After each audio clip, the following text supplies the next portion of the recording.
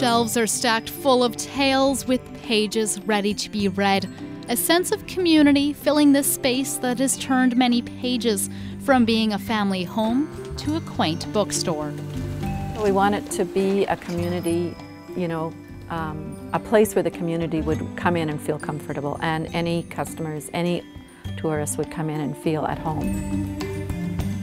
Curled up on a stack of soft-cover books, Galiano Island Books mascot Oscar the cat solidifies that feeling of home that's been attracting locals and tourists since it first opened over 15 years ago. Do you know when Michael's next book is going to be out? No, he's in the middle of writing it right now.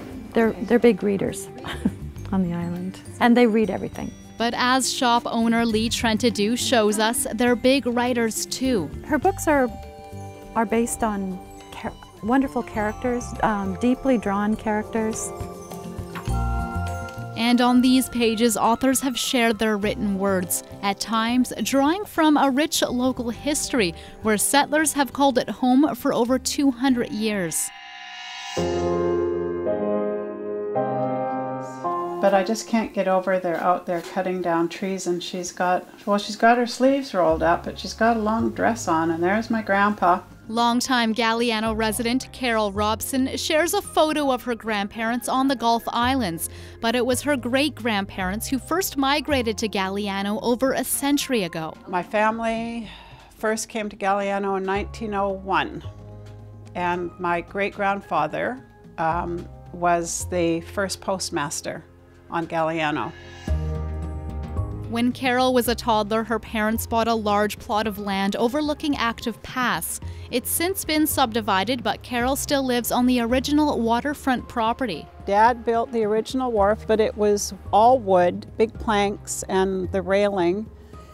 And I found it a little bit more romantic. And it was this dock that brought tourism to Galiano. Boaters came to fish. Beautiful coho, spring, salmon right out there. In this photo, you can see a fish bigger than Carol, a time when fishing was thriving, but the industry has since died off. They don't come to fish now, they come to relax, go to the spa, have a good dinner and a drink. Carol's still holding on to some family memories though, like this 100-year-old cottage she was raised in.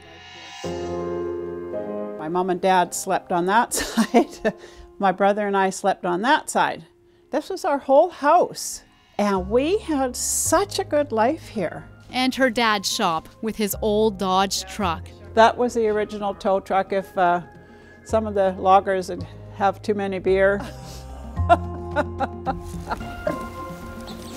you go, yum. There's no pulling people out of the ditch in this chapter of Carol's life. She and her husband spend their time tending to their animals and finalizing their story on the waterfront plot that's been in the family for decades. On Galiano Island, I'm Jen Moranitz.